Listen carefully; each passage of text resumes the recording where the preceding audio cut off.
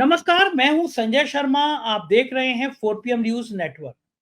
Sunday का दिन है, राजीव नारायण शर्मा जी का प्रोग्राम होता है और आज तो आप लोग बड़ा बेसब्री से इंतजार कर रहे होंगे। कारण ये है कि हरियाणा पे उनकी भविष्यवाणी गलत हो गई।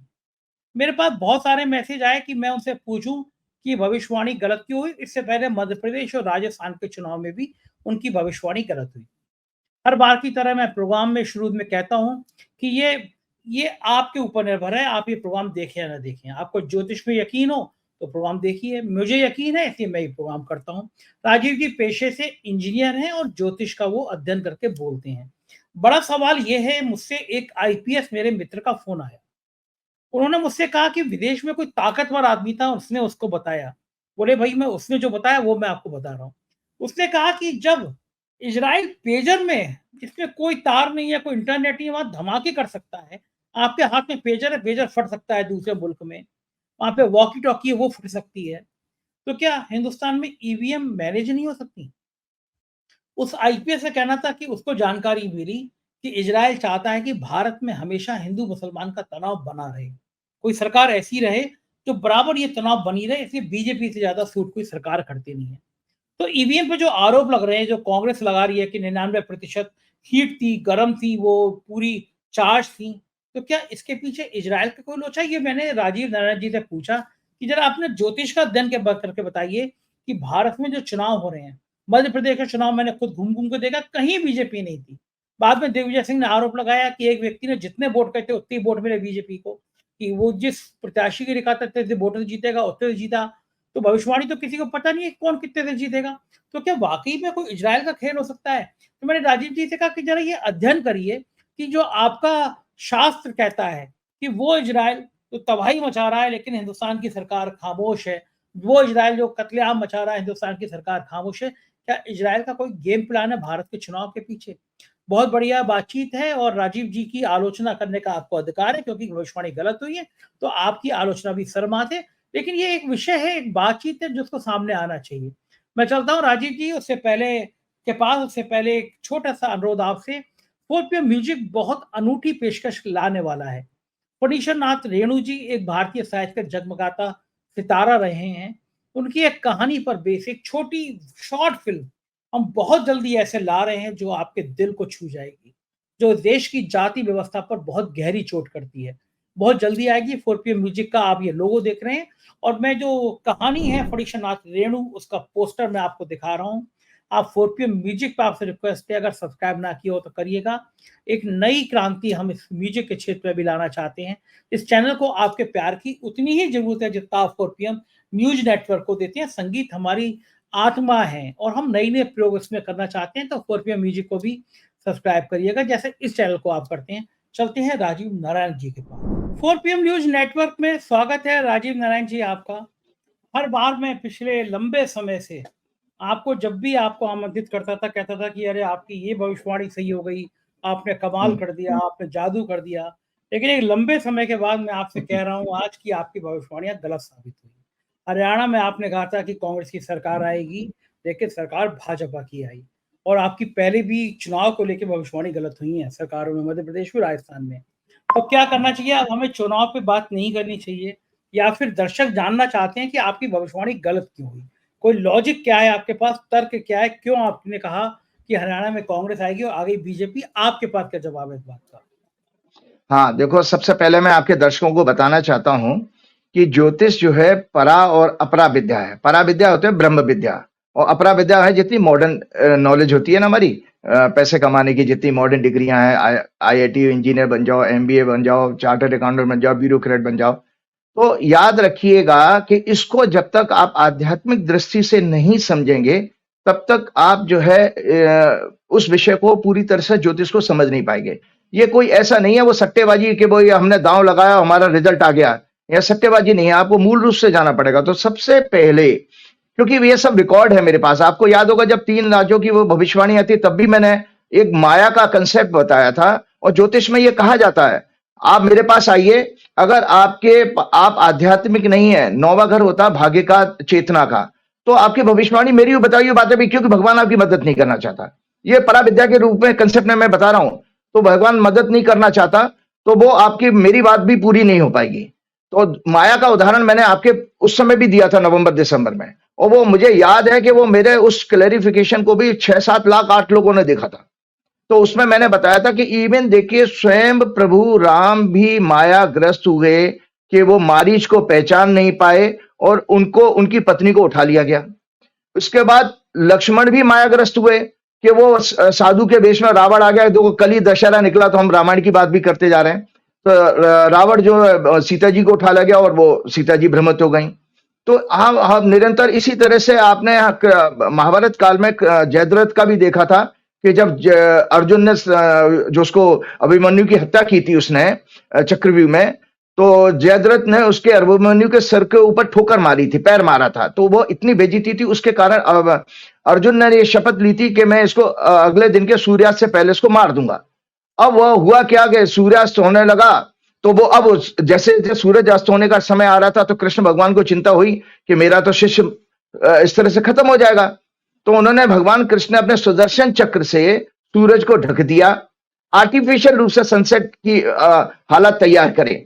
और जयद्रथ बड़ा खुश होकर के निकल के आया भीड़ में से कि अब तो अर्जुन मरा, क्योंकि सनसेट हो चुका है।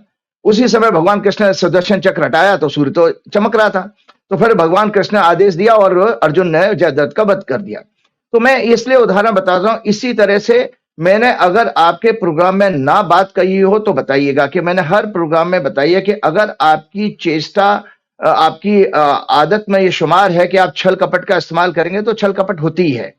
छल कपट होती है, क्यों नहीं होती है, तो उसको मैं बताता हूं। सबसे पहले मैं पहले बताता हूं कि क्योंकि हमें बताना पड़ेगा ये। फिर मैं 8 अप्रैल 2024 की कुंडली संवत्सर की दिखा रहा हूं। ये संवत्सर की कुंडली देख लें दर्शक लोग। तो इसमें मैंने बताया था बकायदा इसमें, और ये राइटअप भी है संवत्सर का। ये देखिए इसमें भी लिखा है। ये नीचे वाली लाइन को दर्शक अपने आराम से देख सकते हैं। मैंने इसमें लिखा है भारत की कुंडली में, ये संवत्सर का जो लगन बना था, भारत की कुंडली में ये अष्टम भाव है, 8वां घर है। अष्टमेश गुरु, पंचमेश बुध से पीड़ित हैं। चुनाव के घर का स्वामी, दर्शक ध्यान से सुने, मैं बोल रहा हूं, चुनाव के घर का स्वामी शुक्र 6वें भाव से चुनाव देखते हैं। चुनाव के घर का स्वामी शुक्र पीड़ित है, अतः चुनावी मैनिपुलेशंस की संभावना है। ज्योतिषी पहले हिंट देते थे। देखिए करेक्ट भविष्यवाणी का मेथोडोलॉजी भी मैं आप लोगों को एक्सप्लेन करूंगा, क्योंकि किसी कॉलर का फोन आया तो मैंने उसको जवाब दिया जिस तरह से, वो मैं आज दर्शकों के साथ शेयर करूंगा। तो अतः चुनावी मैनिपुलेशंस की संभावना है। ईवीएम का सॉफ्टवेयर लिखा है नीचे, इसमें नीचे लिखा हुआ है ईवीएम का सॉफ्टवेयर, हार्डवेयर में भी मैनिपुलेशन होगा। राहु से हार्डवेयर आता है, केतु से सॉफ्टवेयर आता है। चुनाव आयोग की भूमिका पर प्रश्न चिन्ह लगेगा level playing field and free and fair election के लिए। तो आप ये देखिए, मैंने आपके दर्शकों को 5 अप्रैल को, तो उस समय तो आपका देखिए लोकसभा का चुनाव भी नहीं हुआ था, तो मैं लोकसभा के चुनाव में भी कह रहा था, उससे मतलब लोकसभा के चुनाव से पहले भी कहा। और ये जो भी चुनाव होंगे, जब तक भाजपा सत्ता में है, मैं भाजपा का भी प्रारब्ध बता देता हूं। प्रारब्ध मतलब जो इस समय जिस लगन में आप पैदा हुए, तो आपके अंदर गुण है। अगर मेरे को शॉर्टकट से पैसा कमाने की आदत लत लगी हुई, तो हम कमाएंगे जितना मर्जी ईमानदारी का पैसा हो, आप करोगे ही करोगे वो काम, क्योंकि आपके पूर्व जन्म के कर्मों के कारण वो आपके गुण में आ चुका है। तो आप देखिए कि मैंने लोकसभा के चुनाव में कहा, उसकी भी बहुत सारी व्याख्या हो रही है। आप लोगों के चर्चा में भी 89 सीटों पर कैसे क्या हुआ, वो जांच का विषय, हम नहीं उसमें जाते हैं डिटेल में। फिर इसके बाद मैं आता हूं, मैं आपको बताता हूं कि ये बीजेपी की कुंडलियां मैं दिखाता हूं दर्शकों को। यह है बीजेपी की कुंडली, बीजेपी की कुंडली है। और बीजेपी की कुंडली में मैं आपको पहले दर्शकों को यह बता देता हूं, तीसरा घर में बीजेपी की कुंडली में इनका शनि वक्री, सूर्य के नक्षत्र में वक्री मंगल, वक्री गुरु और राहु केतु से पीड़ित है। तीसरे घर में मंगल झगड़े, अन्याय का प्रतीक है, और चंद्रमा जो उनके मन का कारक है वह भी नीच का है, अतः 6वें भाव में मंगल से पीड़ित है। अर्थात ये पार्टी जनता, लेबर क्लास, दलित, आदिवासी, डेमोक्रेसी, मैंने कहा है डेमोक्रेसी, डेमोक्रेटिक इंस्टीट्यूशन को बर्बाद करने की सोच रखते हैं। उनका कभी भी सम्मान नहीं कर सकते, ये सदैव इनको क्रश करके खत्म करके बदलना चाहेंगे। इनकी कुंडली में फोबिया, स्किज़ोफ्रेनिया मानसिक बीमारी होती हैं, ओसीडी और क्या नाम मानसिक बीमारी के योग है, जिन्हें मैं अपने पिछले प्रोग्राम में बता चुका हूं। ये लालची, स्वार्थी, भ्रष्टाचार और काले धन का संग्रह करने वाले भी हैं। इनकी बुद्धि और विवेक का कारक बुध गुरु 5वां भाव, उसका स्वामी शुक्र 9वां घर का स्वामी, शुक्र 9th हाउस, उसका स्वामी शनि, सभी पीड़ित हैं। 6वें भाव से चुनाव आता है, चुनाव संघर्ष भी आता है। अतः यह चुनावी राजनीति में छल कपट भ्रष्टाचार का उपयोग करेंगे। ये मैं बीजेपी की कुंडली में बता रहा हूं, और यह कुंडली लगभग आप सोचिए 1.5 साल में मैंने कम से कम 50 बार दिखाई होगी। तो जब मैं एक बात आपके सामने कह रहा हूं और वो उसके पास में आपके रिजल्ट भी आ रहे हैं। अब एक और चीज मैं आपको बताना चाहता हूं कि ये थी हमारी इलेक्शन के रिजल्ट की तारीख। इलेक्शन को जिस दिन इलेक्शन रिजल्ट आया है, दर्शक जाने, इलेक्शन का रिजल्ट 8 अक्टूबर को अनाउंस होता है, और 12:30 की मैंने 12:30 की मैंने कहा ट्रेंड पूरा क्लियर हो जाएगा, तब तक हमें धनु लगन की कुंडली बनी। तो इसके अंदर मैंने बताया था कि भाई मंगल की इसमें बुध के ऊपर दृष्टि है। तो मैं आपको बताना चाह रहा था कि 26 अगस्त को 15:03 पर ये कुंडली है, भगवान भला करे आपकी। ये कुंडली धनु लगन की कुंडली, ये भी मैंने आपके पिछले प्रोग्राम में दिखाई थी। मैं सिलसिलेवार बता रहा हूं कि 26 अगस्त 2024 को 3:50 पर दिल्ली में ये ग्रह चेंज होता, मंगल कन्या, उसमें क्या नाम है, मिथुन राशि में आया। इनके 6वें लॉर्ड, 6 लॉर्ड 10वें हाउस में राहु केतु और 12वें भाव अपमान जेल षड्यंत्र के स्वामी मंगल से पीड़ित है। 10वें घर का बुध अष्टम भाव यानी गुप्त षड्यंत्र, सीक्रेट स्ट्रेटेजी, कॉन्स्पिरेसी में है, जो इस तरह की चुनावी मैनिपुलेशन और सत्ता की भागीदारी का संकेत दे रहा है। सन इसमें शनि से पीड़ित है।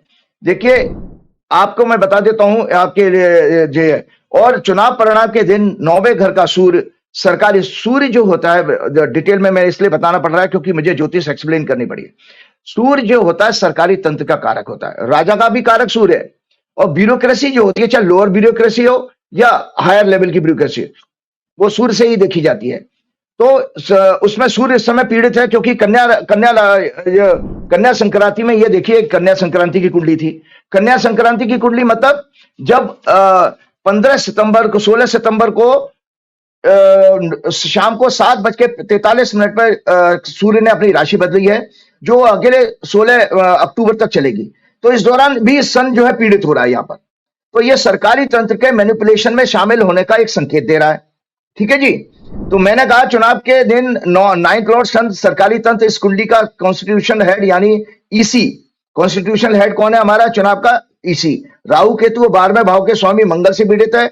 अतः इन परिणामों में धन बल, सरकारी तंत्र और अनैतिक कार्यों में सत्ता की भागीदारी का संकेत दे रहा है।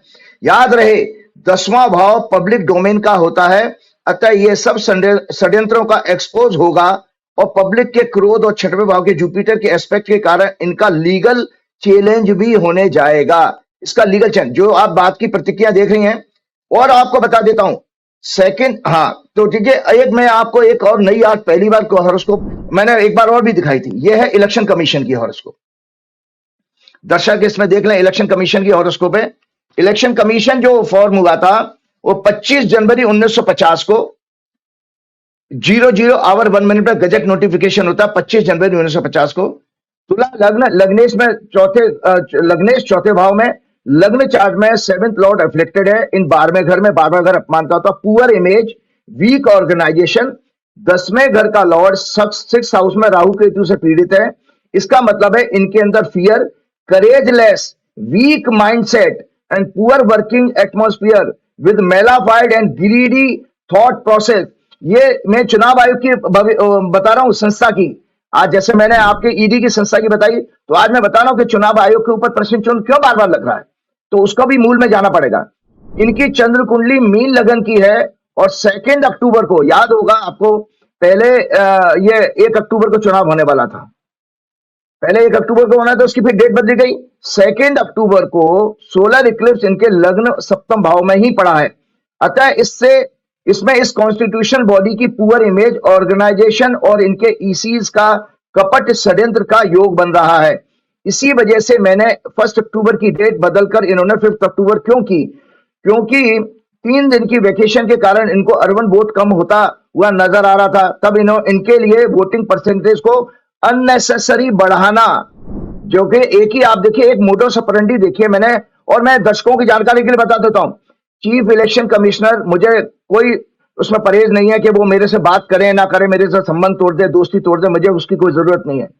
चीफ इलेक्शन कमिश्नर से मैंने बात की थी गुजरात के चुनाव के बाद, कि जब मुझे एक कांग्रेस के बहुत बड़े नेता का फोन आया, मैसेज आया था उन्हें कि भाई इसमें गुजरात में वोटिंग परसेंटेज सडनली 10-11% बढ़ा दी है। तो मैंने इनको मैसेज फॉरवर्ड किया, इन्होंने मुझे कॉल पे बताया, समझाने लगे। तो मैंने कहा ये अननेसेसरी तरीका। और देखिए वही मोडस ऑपरेंडी है संजय जी, कि इसमें भी 2 दिन तक जो अभी 2 स्टेट के चुनाव हुए हैं, इसमें 2 दिन तक आपके 48 आवर्स के बाद में चुनाव आयोग ने डेटा अपडेट किया है। अब आप बताइए, जब 90 सीटों का छोटा छोटा स्टेट है, उसका डेटा ही आप क्या नाम है अपडेट नहीं कर सकते, तो आप वन नेशन वन इलेक्शन की बात क्यों कैसे आप सोच सकते हो? तो इसका अर्थ यह है कि इनका मोडस ऑपरेंडी यह है कि डेटा को बाद में बढ़ाना। तो ये मैं सब इसलिए बता रहा हूं क्योंकि ईसी के लगातार हुआ है, इनके लिए वोटिंग परसेंटेज को अननेसेसरी हाई करना असंभव था, इसका एक्सपोज होने का डर भी था। इस ईसी के अंदर में राइट फ्रॉम गुजरात, लोकसभा, चंडीगढ़ में मेयर इलेक्शन, सभी में एक ही तरह का मोडस ऑपरेंडी रहा है, वोटिंग परसेंटेज को 2-3 दिन बाद डिस्प्ले करके बताना, उसकी एक्चुअल परसेंटेज को बढ़ा देना और सत्ता को फायदा पहुंचाना। इसमें एंटायर ईसी और लोकल तंत्र भी शामिल रहता है। इनका मास्टरमाइंड होम मिनिस्टर होता है। देखिए, इसलिए बता देता हूं क्योंकि मेरे को पता है इनकी वर्किंग, कि ईसी के अंदर में सारी ईवीएम मशीनें आती हैं, उनका रखरखाव, उनकी सिक्योरिटी, उनका ट्रांसपोर्टेशन, और ईसी को फोर्सेस कौन सी यूज करनी होती है? Central forces. और दर्शक खुद विद्वान है कि जो सेंट्रल फोर्सेस किसके अंडर में काम कर रही हैं, वो होम मिनिस्टर के अंडर में।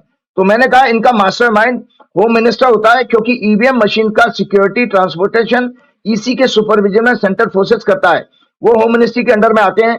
ये संस्था इलेक्शन में काले धन के उपयोग को रोक पाने में पूरी तरह फेल होगी। जगह जगह, मैंने ईसी की कुंडली बता रहा हूं, जगह जगह लगभग प्रत्येक महत्वपूर्ण सीटों पर चुनाव की रात्रि के दिन सत्ता पक्ष द्वारा धन बल के सहारे वोटर्स को प्रभावित किया जाता है, सरकारी तंत्र का डर दिखाकर उन्हें डराया जाता है। मोदी जी के वाराणसी के इलेक्शन में भी उन्हें जिताने में लगभग सभी जगह इन प्रयासों को इस्तेमाल किया गया।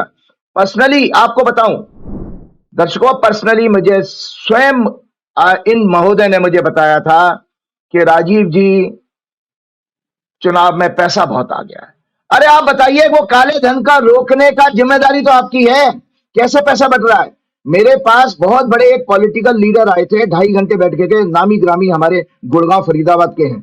वो बता रहे थे कि उनको लोकसभा के चुनाव के टाइम में हराने के लिए किस तरह से गांव में प्रधानों को बहुत बड़ा पैसा दिया गया।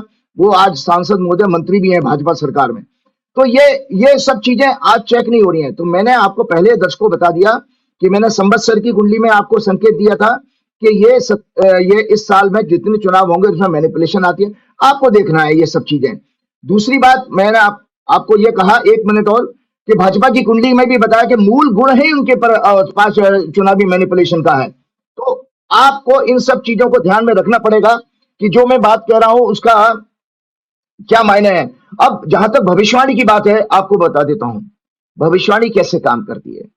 एक ज्योतिषी के लिए, एक मैं बहुत अच्छे आपको बताऊं पॉलिटिकल डेटा साइंटिस्ट को अभी मैं सुन रहा था, उस डेटा साइंटिस्ट ने ये एक बात अपनी पीड़ा बताई, जब अभी ये सब सारे लोग फ्लॉप हुए हैं। आपको पता है, सारे पत्रकार जो लोग जमीन पे काम, मैं तो जमीन पे गया नहीं, उन लोगों की जो प्रॉब्लम आई, तो उन्होंने बताया था कि हम भी जो है केवल और केवल ट्रेंड पता कर सकते हैं, पर्टिकुलर सीट की संख्या बताना हमारे लिए भी असंभव काम है, नामी ग्रामी डेटा साइंटिस्ट ने कहा। और ये कहा था इसलिए क्योंकि हम जब चैनल पर जाते तो चैनल वाले हमसे कहते हैं कि अगर हम डेटा परसेंटेज बताएंगे कि परसेंटेज ऑफ वोट किसकी बढ़ेगी, तो बोले हमारे चैनल वाले कहते हैं हमारा प्रोग्राम नहीं चलेगा, हमारी टीआरपी नहीं आएगी। तो आप देखिए दर्शकों, आपको बताना, ज्योतिषी ये कह रहा है कि ये भाजपा कांग्रेस के लिए ये जो चुनाव है, इसमें चुनावों में कांग्रेस का परफॉर्मेंस अच्छा रहेगा और सत्ता परिवर्तन का योग है। तो आपको जानकारी के लिए बता देता हूं कि पिछले चुनाव में कांग्रेस को 26-28% वोट मिले थे, सडनली वो 39% पे जंप करती है, और बीजेपी का 36-37% है, वो 40% पर गई है, 39% पे गई है।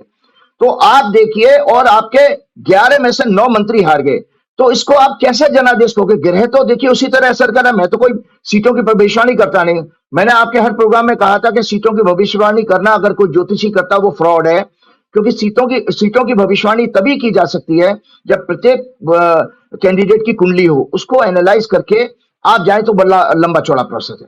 तो मेरा कहने का मतलब ये मैंने इसलिए स्पष्ट किया कि सीटों की भविष्यवाणी ने, हाँ, आज की डेट में भी देखिए कि कांग्रेस का जनाधार बढ़ा, उनकी सीटें भी बढ़ी, उनकी वोटिंग परसेंटेज भी बढ़ी। हाँ ठीक है, अब ये जांच का विषय है। जिस तरह की अखबारों में और सोशल मीडिया पे हम न्यूज सुन रहे हैं कि भाई उन्होंने रिप्रेजेंटेशन दिया कांग्रेस ने और ईसी को, और मशीनें सील करने के लिए कहा, तो ये सब चीजों पर आपको जो है चिंतन करना चाहिए कि ज्योतिषी तो अपनी बात कह रहा है, बराबर आपको आगाह कर रहा है, आपको फोरवॉर्न करना है। ज्योतिष का काम चेतावनी देने का भी था। आपको हमको सबको अलर्ट रहना है ना। तो आपको एक टेक्निकल जानकारी और दूंगा, फिर मैं आपका क्वेश्चन आपसे सुनना चाहूंगा। मैं देख रहा था कि आप कुछ पूछना चाह रहे हैं।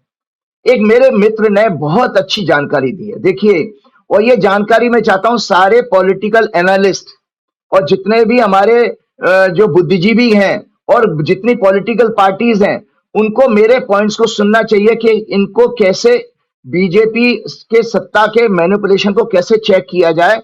तो इसके लिए टेक्निकल कुछ पॉइंट्स हमने निकाले थे रिसर्च करके। EVM typically have a boot record log. EVM जो है, जैसे बूट होता है, जो हमारा डेटा जब जाता है कंप्यूटर प्रोसेस करता है, तो एक बूट प्रोसेस कहा जाता है। तो दर्शकों की जानकारी के लिए बताते हैं बूट प्रोसेस क्या होता है। द विंडो, और आपको दर्शकों की जानकारी के लिए बताते हैं, इवन आपका डिजिटल कैमरा, मोबाइल, इसको भी कंप्यूटर की कैटेगरी में माना गया है। और ईवीएम भी कंप्यूटर ही है, क्योंकि इसमें प्रोग्राम लोड किया जाता है। जब आप कॉन्स्टिट्यूंसी में कैंडिडेट जब सिलेक्ट करते हो, तो उनकी लिस्ट जब जाती है तो उसमें प्रोग्रामिंग करके डाला जाता है। ईसी ने माना है, लेकिन उसको कभी जांच के लिए उन्होंने सुप्रीम कोर्ट के सामने कबूला नहीं है, लेकिन माना है कि हाँ भाई हमारे यहाँ इसमें जो कंपनी का आदमी आता है उसको डेटा को लोड करता है। तो वो है the window boot process is the process of starting up a device and loading the operating system.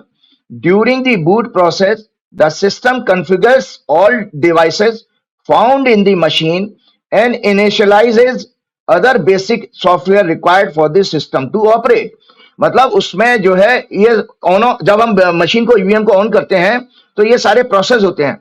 और ये जो कुछ भी किया गया है आपने गड़बड़ी, संजय जी, अगर आपने वोटिंग मशीन लेकर के बटन दबा करके वोट बढ़ाए हैं, वो सब बूट में रिकॉर्ड मिल जाएगा आपको।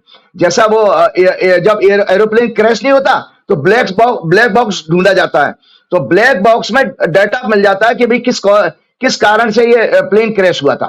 तो आपको बता देता हूं, ईवीएम ये ईसी इलेक्शन कमीशन की वेबसाइट पर भी आपको इस तरह की जानकारी मिल जाएगी। EVM typically have a boot record log कहते हैं डेटा को। This log tracks the machines boot process ensuring the integrity and authenticity of the voting process। authenticity of the voting process, voting process की ईमानदारी का process भी इसी log से पता लग सकता है, बूट लॉग से। तो उसमें दिया था बूट रिकॉर्ड लॉग कंटेंट क्या होते हैं इसके। थोड़ा दर्शकों को ये टेक्निकल है, क्योंकि ये विषय समय इतना चैलेंजिंग हो गया है कि इसमें बहुत बड़ी डिबेट होनी चाहिए। बूट, और ये आज तक कभी किसी ने इस तरह की इंफॉर्मेशन शेयर नहीं, क्योंकि मेरा हक था, क्योंकि मैं इंजीनियरिंग बैकग्राउंड का हूं, तो ये इंजीनियरिंग टेक्निकल इंफॉर्मेशन मुझे बतानी थी। बूट रिकॉर्ड लॉग कंटेंट्स होता है boot time stamp, hardware configuration, मतलब जो हार्डवेयर कॉन्फ़िगर किया जाता है, software initialisation, security checks, hash verification, error logs if any. Purpose of boot record का पर्पस क्या है? पर्पस है, दर्शक ध्यान से सुने, ensure secure boot process, detect tampering. दर्शक सुन लीजिए, पर्पस बूट रिकॉर्ड का चेक करने का यह है, डिटेक्ट टेम्परिंग। मैं अगर टेम्परिंग देखना चाहता हूं कि मेरी इस मशीन में 99% जो बैटरी चार्ज है और इस मशीन में कितने वोट ऊपर से डाले गए, मैं कहां से चेक करूंगा? एक टेक्निकल आदमी उस मशीन के बूट पूरा ओपन करके बूट प्रोसेस को चेक करे, तो उसमें पता लग जाएगा कि इलेक्शन, उसमें टाइम भी मिल जाएगा, डेट भी मिल जाएगी कि किस समय आपने इसमें डेटा फीड किया गया। तो इस तरह की प्रॉब्लम है। और verify firmware authenticity, provide audit trail, facilitate troubleshooting। The Election Commission ECI of India EVMs also maintain a boot record log। ये ECI की वेबसाइट पे है कि आपका इलेक्शन कमीशन भी बूट रिकॉर्ड लॉग मेंटेन करता है। तो जो पॉलिटिकल पार्टी जिनका स्टेक गांव पे लगा है, मैं उनसे आग्रह करूंगा कि इनका बूट रिकॉर्ड चेक किया जाए और वहां से इस तरह के फ्रॉड को मिल जाएगा, पता लग जाएगा। क्योंकि मैं एक और जानकारी के लिए बताता हूं, 9 तारीख को, 8 तारीख को चुनाव का परिणाम आता है। दर्शकों के लिए अब ज्योतिष में मैं वापस लेके आ गया हूं। 9 तारीख को बृहस्पति आपके 12 साढ़े 12 बजे के आसपास वक्री हो जाते हैं। देवगुरु बृहस्पति जो है बकरी होते हैं। तो हम लोगों ने जब रिसर्च की थी तो हम लोगों ने एक चीज फाइंड की कि अगर कोई मेजर प्लेनेट दो माने गए हैं, शनि और बृहस्पति। शनि 2.5 साल एक राशि में रहता है, मतलब उसके पास 2.5 साल का टाइम है, और बृहस्पति आपके 1 साल रहता है। तो अगर इनमें कोई परिवर्तन आता है तो इसका मतलब है उस घटना में रिवर्सल की संभावना है। मतलब जैसे एक आदमी बीमार पड़ गया और उसकी अगर रिकवरी अगर होगी नहीं होगी, अगर आसपास देख लीजिए कोई ग्रह बदला तो नहीं है। आपने व्यापार शुरू किया, अच्छा चलेगा बुरा चलेगा, इसकी जांच के लिए अगर आपका आसपास कोई जन्म कुंडली का ग्रह वक्री हो रहा है तो उससे करेक्टली पता लग जाएगा।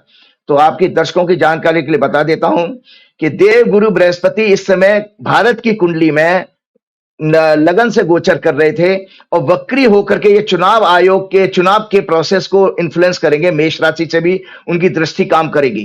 तो इसमें आने वाला, और ये 4 फरवरी तक रहेंगे 2025 तक। तो बृहस्पति के इस बकरी होने के एक अलग मायने हैं ज्योतिष के एंगल से कि इस प्रोसेस का खुलासा एक बड़े रूप में जरूर आने वाला है कि पहली बार किसी पॉलिटिकल पार्टी ने इसको बड़ा सीरियसली लिया है। बाकायदा मैं अखबार में पढ़ रहा था कि उन्होंने कोई टेक्निकल टीम बनाई है, क्योंकि उनको चुनाव आयोग पर तो भरोसा नहीं है, लेकिन उन्होंने टेक्निकल टीम बनाई है जो इस तरह की टेक्निकल जानकारी लेगी कि जिस तरह की शिकायतें आई हैं। और आपको पता है संजय जी, आपको अक्सर बताते रहे तो जानकारी है आपको कि मेरे साथ बहुत बड़े बड़े ब्यूरोक्रेट्स जुड़े हुए हैं। तो मजे की बात देखिए, हरियाणा में सत्ता में बैठे कुछ ब्यूरोक्रेट्स भी मेरे संपर्क में हैं। तो मैंने जब उनसे हल्के से मजाक में पूछा, मैंने क्या हुआ, बोले हमें भी हजम नहीं हो रहा ये रिजल्ट। तो जो ब्यूरोक्रेसी है वो भी कह रही है हमें भी हजम नहीं हो रहा। और आपके प्रोग्राम में पता ही है कि 20 सीटों पर 2000 से कम की वोटिंग है। तो ये सब विषय मैंने बताया कि भाई मैंने एज ए ज्योतिषी बताया था कि कांग्रेस का बुरा समय नहीं है और बुरा समय नहीं है। देखिए एज ऑन एक सेकेंड और, एज ऑन 8 फरवरी आप मानिए, 8 अक्टूबर मानिए एज ऑन, आप ये बताइए कि आप उसको 0-0 लेवल पर देखिए कि मेरे पास एक राज्य नया आया और मैंने क्या खोया क्या पाया। दर्शक एनालाइज कर रहे हैं, उनको एक नए राज्य में सत्ता में शामिल होने का मौका मिला कांग्रेस को, ठीक है, वस्त बस केस में मैं देख रहा हूं। और आपने क्या किया, आपने अपना ही राज्य बचाया जो आपने पहले से किया। गलत तरीके से बचाया, कैसे बचाया, मैनिपुलेशन से, अब यह सब जांच का विषय है, इस पर कोई डिस्कशन करने से फायदा नहीं है।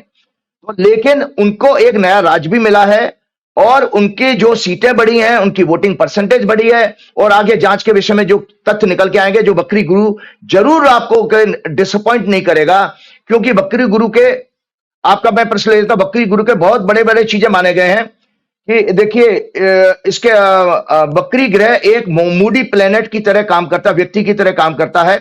इरेटिक बिहेवियर होता है उसका, परिणाम देने का तरीका अनएक्सपेक्टेड और कठोर होता है, क्योंकि रेट्रोग्रेड प्लेनेट का चेष्टा बल ज्यादा होता है।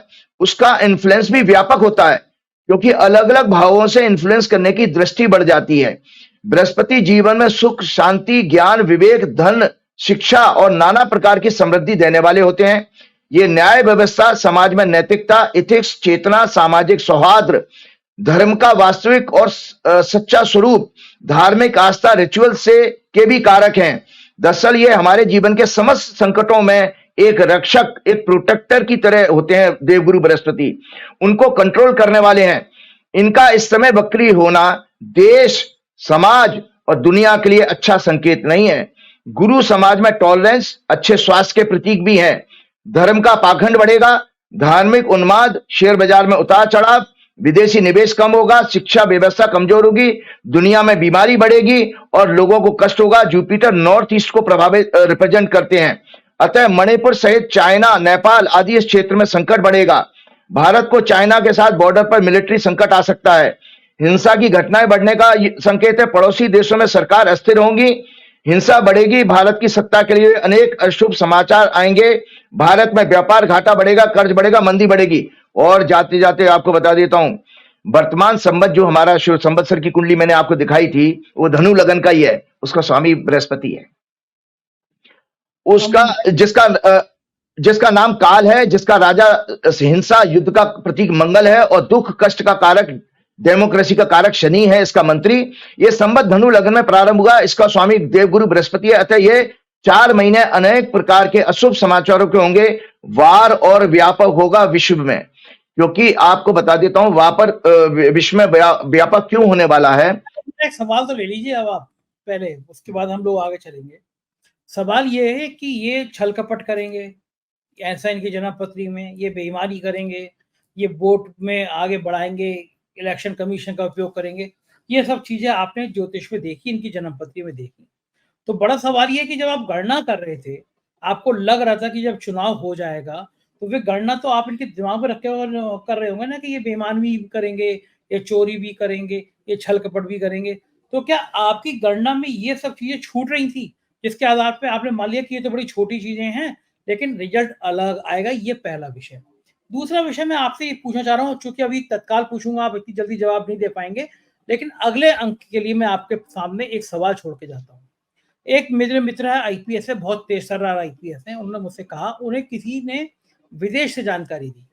उन्होंने मुझसे कहा कि संजय जी, ये जो मेरे को सूचना मिली है, मैं पुष्ट नहीं हूँ, लेकिन मेरे विदेश में रहने वाले किसी बहुत पावरफुल इंसान ने ये सूचना दी है। उन्होंने कहा कि जब इजराइल पेजर में धमाके कर सकता है, ईरान में पेजर में, कोई कल्पना नहीं कर सकता था कि सैकड़ों किलोमीटर दूर बैठा आदमी पेजर में धमाका कर सकता है। वायरलेस वॉकी टॉकी, उसमें धमाके कर दे रहा है, यानी कोई इंटरनेट नहीं है, कोई कुछ नहीं है, लेकिन पेजर फट रहे हैं। तो फिर ईवीएम क्यों नहीं हैक कर सकता? दूसरी बात, उन्होंने कहा कि उसके पास जानकारी है। मैं फिर कह रहा हूं, मेरे पास कोई जानकारी नहीं है, और उसके पास भी उसके किसी विदेशी मित्र ने बताया, कहा कि भारत में जो ईवीएम के संग लोचा हो रहा है, मध्य प्रदेश का चुनाव मैंने अपनी आंखों से देखा, कोई और कहे मैं यकीन नहीं मानता। गांव गांव में कांग्रेस की बात थी, गली गली में कांग्रेस का जिक्र था, लोग ऊब गए थे, लोग कह रहे थे सरकार बदलनी चाहिए। और वहां पे अप्रत्याशित रूप से कुछ आदमी कहते हैं कि यहाँ पे वोट 27,340 या जो भी संख्या होगी, इतने पड़ेंगे। मध्य प्रदेश में दिग्विजय सिंह ने ट्वीट भी किया, तो एक्यूरेट उतने पड़े। उसने कहा था हम इतने वोटों से जीतेंगे, एक्यूरेट उतने वोटों से जीते। वहां पे एक्सिस माई इंडिया के प्रदीप गुप्ता को, जिनको अब आज तक से निकाल दिया, मना कर दिया, टाटा बाय बाय कर दिया, और उन्होंने अकेले उससे भविष्यवाणी करी थी कि इतनी सीटें आएंगी एमपी में, कोई देख नहीं रहा था बीजेपी को, उतनी सीटें आई।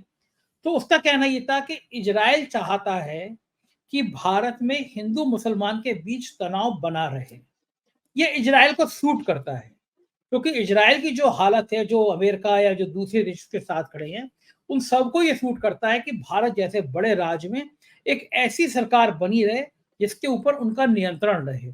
आज की तारीख में भारत सरकार की जो नीति है, जो नियति है, वो कहीं ना कहीं इजराइल के पक्ष में खड़ी है। इजराइल भली कितनी हत्याएं कर दे, कितने मासूमों को मार दे, महिलाओं को नहीं छोड़े, इजराइल दादागिरी बता रहा है, अमेरिका भी ऐसा कर रहा है, लेकिन उनकी उनकी हैसियत बनी हुई है।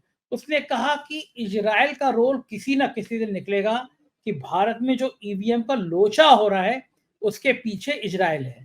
तो मैं आपसे ये जानना चाहता हूं कि क्या आपकी गणना में ये बात सामने आ रही है कि भारत में अगर ईवीएम में कोई लॉन्चिंग हुई है, कोई लीचिंग हुई है, जो कांग्रेस आरोप लगा रही है कि ईवीएम 99% गर्म थी जबकि इस्तेमाल हो चुकी थी, तो क्या इसमें इजराइल का या विदेशी हाथ हो सकता है? इनकी गणना जो आपने बीजेपी की कैलकुलेशन करी, क्या इजराइल का रोल हो सकता है भारत की ईवीएम में?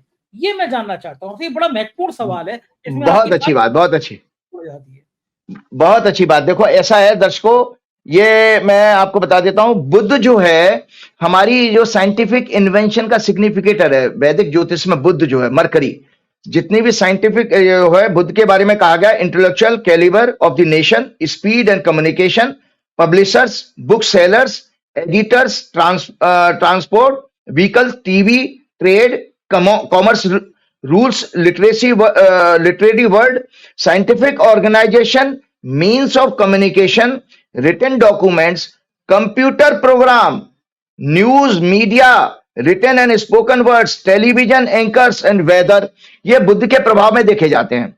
तो आपकी जानकारी के लिए बता देता हूं कि भाजपा की जो कुंडली दर्शकों मैंने आपके साथ शेयर की, उसमें इनका बुध का ही लगन है, मिथुन लगन है, उसका स्वामी राहु केतु से पीड़ित है। और जहां तक विदेश की बात है, मैंने आपके हर प्रोग्राम में आपको संकेत दिया है कि विदेश का संबंध हमेशा वैदिक ज्योतिष में 12वें भाव से माना गया है। अगर 12वें घर का संबंध कहीं भी किसी भी आपके एक्ट से हो जाएगा तो फॉरेन एजेंसी का इन्वॉल्वमेंट आता है। आपके प्रश्न का जवाब दे रहा हूं मैं, फॉरेन एजेंसी का इन्वॉल्वमेंट तब आएगा जब 12वें घर का रोल होगा। तो आपकी कुंडली, आपकी जानकारी के लिए बता देता हूं, बीजेपी की कुंडली में शनि जो तीसरे घर में बैठा है, जो प्रयास का और आपके एफर्ट्स का, आपकी क्या नाम है, इंक्लिनेशन का, जो आपका काम करने की सोच होती है ना, उसका तीसरा घर होता है। तो और एक्शन भी वहीं से आते हैं उसका। मैं वक्री शनि जो राहु से वक्री पीड़ित है, वक्री मंगल से पीड़ित है, मंगल छठवें घर का मतलब चुनाव के घर का स्वामी है, सारा कॉम्बिनेशन लग रहा है। उसकी दृष्टि जो है 10वीं दृष्टि विदेश के घर में बैठे शुक्र के ऊपर पड़ रही है। तो आपकी कुंडली के लिए मैं बता देता हूं, मैंने आपकी कुंडली में यह भी कहा था कि भाजपा की सरकार के रहते हुए देश में ड्रग्स का कारोबार बढ़ेगा। आप देख रहे हो मुंद्रा पोर्ट से लेकर कई जगह पर पोर्ट पर ड्रग्स पकड़ी जाती हैं और अभी भी 2-3-4 खेपें पकड़ी गई हैं। इसी तरह से चुनावी मैनिपुलेशन का, क्योंकि मंगल भाजपा की कुंडली में चुनाव के घर का स्वामी है और वो शनि से पीड़ित हो रहा है, जिसकी दृष्टि 12वें घर से, तो 12वें घर से संबंध सीधा सीधा आ रहा है कि इसमें इनके पास में यहां से देश का पैसा बाहर भेजने का और बाहर की एजेंसियों को, जो खासतौर से जांच एजेंसियां, जितने भी सॉफ्टवेयर होते हैं ना, जो जासूसी के इन्होंने पेगासस वगैरह इस्तेमाल किया था, उसका योग 12वें और तीसरे और छठवें घर की वजह से आ रहा है। तो चुनाव में ये किसी बाहरी शक्ति का सहारा ले सकते हैं, ऐसा हॉरोस्कोप इन्होंने लिया है नहीं लिया ये मैं नहीं कह सकता, क्योंकि जांच का विषय है, लेकिन इनकी कुंडली में योग तो है भाई, ये इनकी कुंडली में योग है, जिसके कारण इनकी चेष्टा तो जरूर रहेगी। और आप टेक्नोलॉजी की बात कर रहे थे, आपने बिल्कुल सच कहा, आपने मेरे मन की बात सीख ली, क्योंकि मैंने उन इलेक्शन कमिश्नर महोदय से मेरी, क्योंकि उनकी तो टेक्निकल बैकग्राउंड नहीं है, मैं तो इंजीनियर हूं, मैंने तो उनसे यही बहस की थी कि ईवीएम से चुनाव कराना अनएथिकल है, इमोरल है, क्योंकि एक ऐसा प्रोसेस जिसमें संजय जी जितने कैंडिडेट गांव देहात के होते हैं, गरीब गुरबे, सब तो पढ़े लिखे नहीं है, उनको कुछ नहीं पता। जो ब्यूरोक्रेसी चुनाव में प्रोसेस में लगती है, लेखपाल से लेकर पटवारी से लेकर के डीएम एसडीएम, इनको भी इस मशीन के बारे में जानकारी नहीं है। जानकारी किसके पास है? केवल एक व्यक्ति के पास है, जो कंपनी मैन्युफैक्चरिंग कर रही है। जो कंपनी मैन्युफैक्चरिंग कर रही है उसके पास है, वो एक पब्लिक सेक्टर कंपनी है। उस पब्लिक सेक्टर कंपनी की गर्दन किसके हाथ में है? सरकार के हाथ में।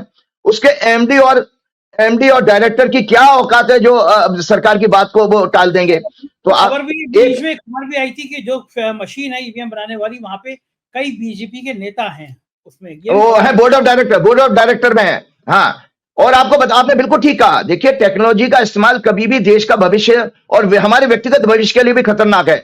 उसका ताजा तरीन उदाहरण बताता हूं। अभी साइंस का किसी को कंबाइंड नोबेल पुरस्कार मिला था 2-3 दिन पहले ही। तो उसमें एक साइंटिस्ट वो है जिसने एआई का आविष्कार किया, आर्टिफिशियल इंटेलिजेंस का। तो उसने भी एक बात कही है कि आर्टिफिशियल इंटेलिजेंस का आविष्कार तो मैंने किया, लेकिन इसका ओवर यूज समाज के लिए, देश के लिए खतरा है। वो भी बता रहा है कि मेरी साइंटिफिक इन्वेंशन समाज के लिए, देश के लिए खतरा है, दुनिया के लिए। इसी तरह से आपने पेजर की घटना बता दी। इसी तरह से आपको याद होगा 6-7-8 महीने पहले माइक्रोसॉफ्ट का पूरा सिस्टम बैठ गया था पूरी दुनिया में। एकदम कोविड जैसी हालत हो गई थी, एयरपोर्ट बंद, ट्रेन लाइन सब बुकिंग सब कैंसिल हो गई, सब एकदम देश खड़ा हो गया, क्योंकि कोई सिस्टम अपग्रेड हो रहा था, उसकी वजह से वो टेक्निकल प्रॉब्लम आ गई। अब आप बताइए कि पूरी देश की डेमोक्रेसी आपने इसके ऊपर लगा दी। तो मैंने तो जो ईवीएम की जानकारी दी है दर्शकों, अब आपके पास है कि आप सोशल मीडिया पे पोस्ट डाल करके और इनका जो है अपना क्या नाम, बूट प्रोसेस लॉग रिकॉर्ड इनका चेक करवाना चाहिए सुप्रीम कोर्ट। आपकी इनकी जन्मपति के संकेत हैं कि क्या वाकई में इजराइल दखल दे सकता है? क्योंकि जब नहीं, इजराइल देखिए देखो, ऐसा है कि इजराइल शब्द तो देशों के नाम तो हमने रखे हैं। ज्योतिष तो केवल दिशा बता सकती है, ज्योतिष जो है केवल पृथ्वी का टुकड़ा बता सकती है, नाम से नहीं कभी आएगा। दिशा बता रहे हैं, ज्योतिष में जो विदेश की दिशा बता रहे थे, वो दिशा इजराइल की तरफ है। हाँ, आती है ना, आती है। South east Asia, south west Asia आती है।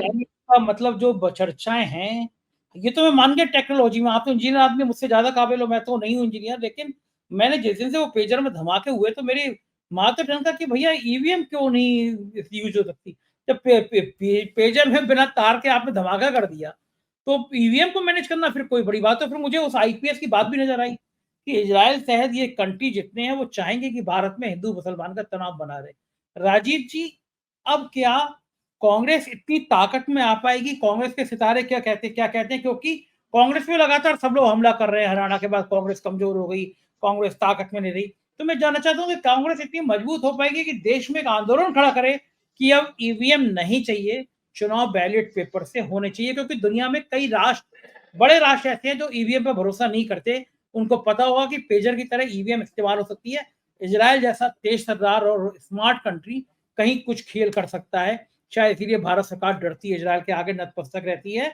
अटल बिहारी वाजपेयी ने कहा था फिलिस्तीन के समर्थन की बात, लेकिन भारत सरकार के मुंह से इजराइल के खिलाफ कोई बात ही निकल सकती है, भले वो कितना कत्लेआम मचाता रहे। तो क्या कांग्रेस के सितारे ऐसे हैं जो एक बड़ा जन आंदोलन खड़ा कर सकें, जो कह सके कि अब ईवीएम बंद? क्या कहते हैं कांग्रेस के सितारे आखिर में ये? और बिल्कुल, बहुत अच्छी बात आपने कही। मैं आपको जानकारी के लिए बता देता हूं कि देखिए, जो लोगों ने इनको कांग्रेस को इस जरा से गड़बड़ी के ऊपर जो भी इनके मन मुताबिक रिजल्ट नहीं आए, जो कहा, उनको थोड़ा सोचना चाहिए। देखिए, बीजेपी को हराने के लिए आपको यूनाइट तो रहना पड़ेगा, लेकिन हम आपस में ही एक दूसरे को दोषारोपण करें, ये अच्छी बात नहीं है। क्योंकि उस पार्टी को सोचना चाहिए। आपके पिछले प्रोग्राम में मैंने क्या कहा था कि अरविंद केजरीवाल ने जिस समय रिजाइन किया है, जिस लगन में किया है, इनको उनकी मंसूबे पूरे नहीं हो पाएंगे, क्योंकि इनकी कुंडली में गलत समय पर हुआ। इनको ह्यूमिलेशन आएगा जिस ऑब्जेक्टिव के साथ इन्होंने बीच में रिजाइन किया था। तो ऑब्जेक्टिव दर्शक आप सब समझ सकते हैं कि हरियाणा में प्रचार करना था, तो उसका नतीजा क्या हुआ? 80-90% वहां पर जमानत जब्त हो गई। आपका बेस ही नहीं है। और बल्कि टाइम्स ऑफ इंडिया में एक रिपोर्ट मैंने पढ़ी थी कि अगर कांग्रेस जो है गठबंधन कर भी लेती तो मात्र 3 सीटों का फायदा हो रहा था आपके साथ। तो इसका मतलब कांग्रेस तो 8-9 सीटें दे रही थी। वहां पर आप पार्टी को सोचना चाहिए कि इस तरह के आरोप लगाना ठीक नहीं है। इसी तरह कुछ पार्टी, महाराष्ट्र की पार्टी ने भी कोई क्रिटिसाइज किया, भाई आप देखो, आपकी पार्टी तोड़ ली गई, आपके आदमी को लेकर चीफ मिनिस्टर बना दिया गया और आप उसको रोक नहीं पाए, तो आप अपने घर को नहीं बचा पाए, तो हम दूसरे के घर में क्या तकलीफ है कि हुड्डा ने टिकट कैसी बांटी और शैलजा का क्या बताएं, इनके कोई मायने नहीं है। आपको यह देखना है कि मूल रूप से जो डेमोक्रेसी खतरे में है वो ईवीएम के चुनाव की वजह से है। क्योंकि इस दर्शकों, आपकी जानकारी के बताओ, केवल और केवल मैन्युफैक्चरर को पता है, सुप्रीम कोर्ट के जजों को नहीं पता, वकीलों को नहीं पता, देश के आम नागरिक को नहीं पता, और जो इन चुनाव लड़ते हैं उन कैंडिडेट्स को कुछ नहीं पता। अरे जब कुछ पता ही नहीं है तो हम साइको सिस्टम यूज कर रहे हैं, उसको क्यों अपने अरबों खरबों रुपया खर्च कर रहे हैं? उसको बंद करना चाहिए। और चलते चलते आपने जो कांग्रेस की कुंडली की बात की, तो मैंने आपको बता देता हूं कि निश्चित रूप से इस देश को अगर कोई एक रख सकती है तो यही पार्टी है कांग्रेस।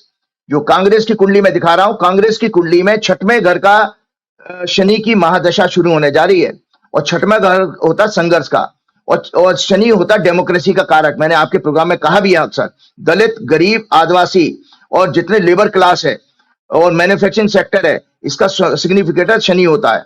और शनि की महादशा, 6वें घर का शनि जबरदस्त माना गया है और बहुत क्रूर होता है। तो कांग्रेस इस आंदोलन को लीड करेगी, और इस नासूर को, ईवीएम जैसी नासूर को अगर इस देश से कोई अगर खत्म करेगी तो कांग्रेस का इसमें बहुत बड़ा योगदान होगा, और बाकी सारी पार्टियों को इसके में सहयोग देना चाहिए। चलते चलते मैं आपको बता दूं, क्योंकि कांग्रेस की कुंडली में देखिए, 4था घर होता है आपका जनता का, उसमें बृहस्पति बैठा है।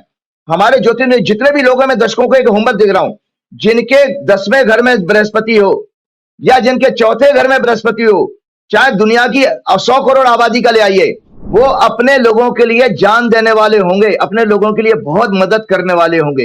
ये ज्योतिष का सिद्धांत दर्शकों को सिखा रहा हूं, वही सिद्धांत में कांग्रेस की कुंडली में लागू होता है कि कांग्रेस की कुंडली मीन लगन की है और उसका स्वामी 4थे घर में बैठा है। मतलब इस देश की संप्रभुता, इस देश को एक रखने की बात, समाज को इकट्ठा रखने की बात, डेमोक्रेसी को बचाने की बात, डेमोक्रेटिक इंस्टीट्यूशन को बचाने का काम, सारा काम अगर कोई पार्टी इस देश में कर सकती है तो कांग्रेस कर सकती है। क्योंकि उन्होंने आजादी, उनके फोर फादर्स ने लड़ी थी, वो जीन्स में है और उनकी कुंडली भी बताती है। मैं हवा में बात नहीं कर रहा हूं, क्योंकि मेरा कोई कांग्रेस से किसी से संबंध नहीं है। साथ में आपको यह बता देता हूं कि एक चलते चलते अभी मैं, हमारे चीफ जस्टिस साहब ने किसी एक फंक्शन में कुछ कहा था, तो उसमें मैंने कुछ थोड़े से पॉइंट्स बनाए हैं, और उन्होंने ऐसा प्रश्न किया संजय जी जिसमें मेरा रोल आ रहा है, तो मुझे अपना रोल बताना है। क्योंकि मुझे यह पता लगा कि वो मेरा प्रोग्राम सुनते हैं, तो मुझे यह कहने की बात मैंने सोचा कि भाई मुझे कहना चाहिए इस बात को।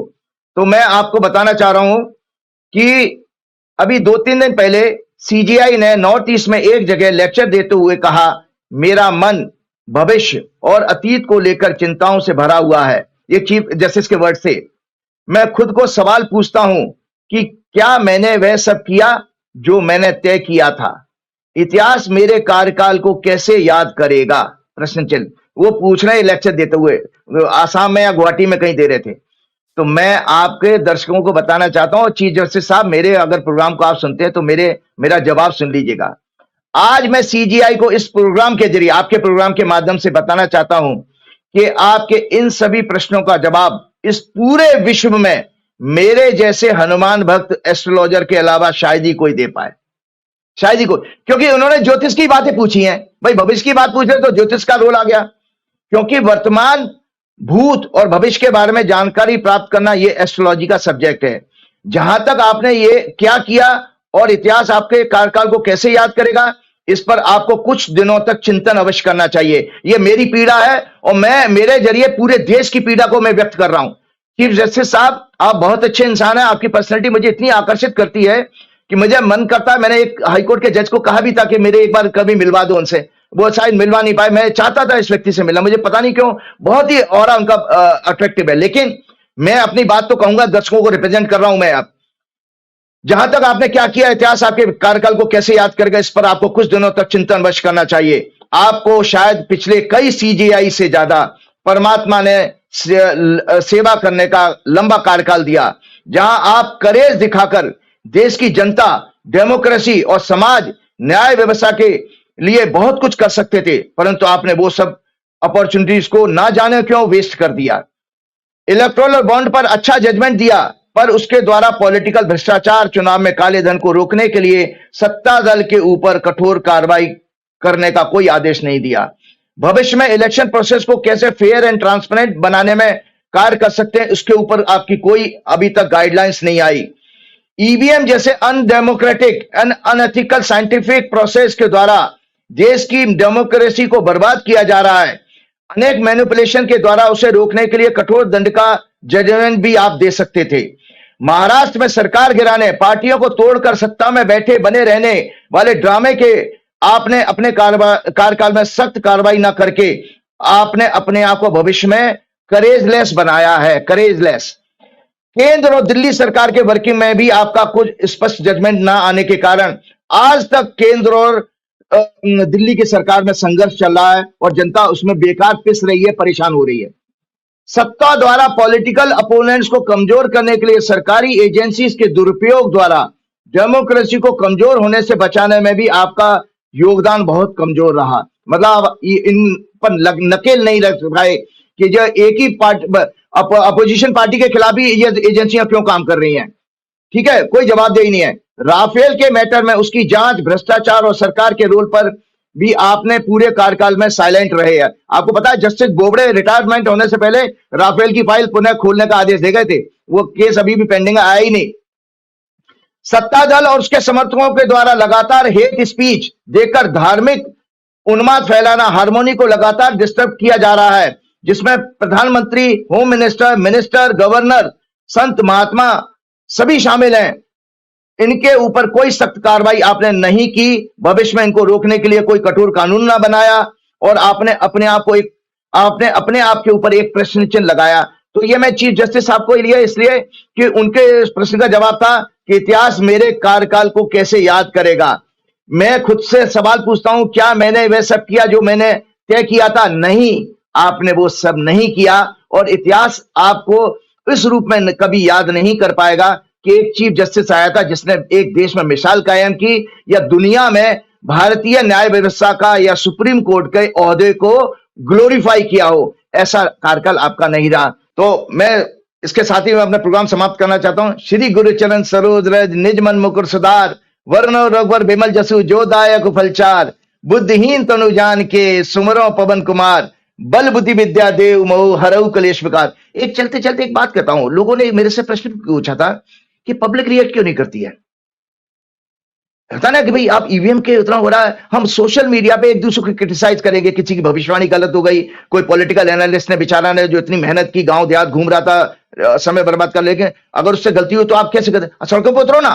तो उसका कारण यह है, हमने आपके प्रोग्राम में बताया था कि जो हमारी कॉन्शियसनेस है वो त्रिगुणात्मक होती है, सतोगुण, रजोगुण और तमोगुण। सतोगुण जब बनता है, सतोगुण जब हमारी चेतना में बढ़ता है तो हमारे अंदर ज्ञान आता है, हम चीजों को समझ लेते हैं। आपको समझ में आ गया कि ज्योतिषी बात क्या कहना चाह रहा था। अगर आपके अंदर सतोगुण है। ज्योतिषी का मायने क्या था, उसने संवत्सर की कुंडली दिखाई, उसने बीजेपी की कुंडली दिखाई, तो हाँ भाई ये एक है, आप उतरिए कि डेमो की ये ईवीएम के द्वारा चुनाव गलत है, तो ये तब संभव था जब आपके अंदर सतोगुण होता था। और अगर आप इन सेंसिटिव हो, अरे यार सानू की, वो कहते हैं ना पंजाबी में सानू की, और अब रेप हो रहे हैं तो हो रहे हैं, महिलाओं के साथ कुछ हो रहा है, और क्या नाम है, काला धन आ रहा है तो आ रहा है, शेयर बाजार गिर रहा है तो गिर रहा है, हमें कुछ उससे आता पता नहीं है। लेकिन आप मतलब आपने देखा कि बैठे बैठाए 1,80,000 करोड़ बर्बाद हो गया रिटेल इन्वेस्टर का, लेकिन कोई सर्दी गर्मी नहीं है देश को।